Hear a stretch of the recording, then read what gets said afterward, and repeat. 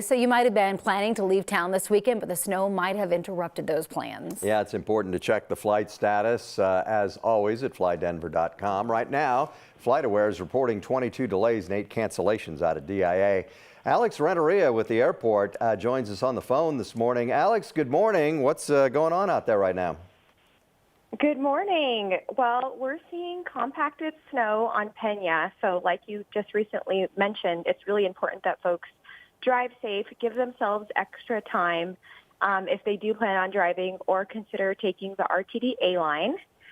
We've received about 2.8 inches of snow. So with that, you know, we know snow. So all of our runways are open. We have a full team who works around the clock to make sure that flights, you know, do get out of here and people are traveling safely.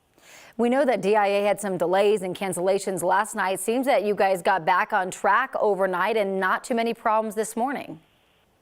Yeah, we did have some delays yesterday, and we expect to see that.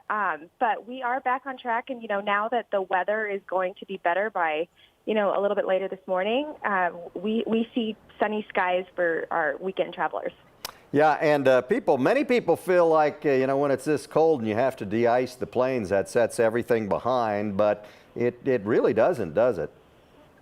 That's a great point. So folks should expect to spend a little extra time on the aircraft once they board, just because it will take about 10 minutes or so to de-ice their aircraft, but always fun to look out your window and see that happening. It's true. It is so true. And you really have it down, Alex. I mean, you kind of talked about this, but you guys have so much equipment out there and gear and crews that you can handle all of this.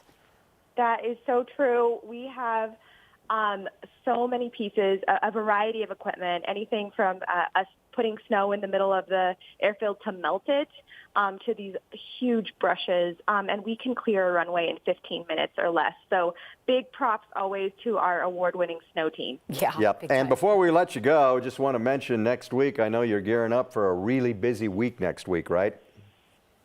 We are expecting a really busy week next week.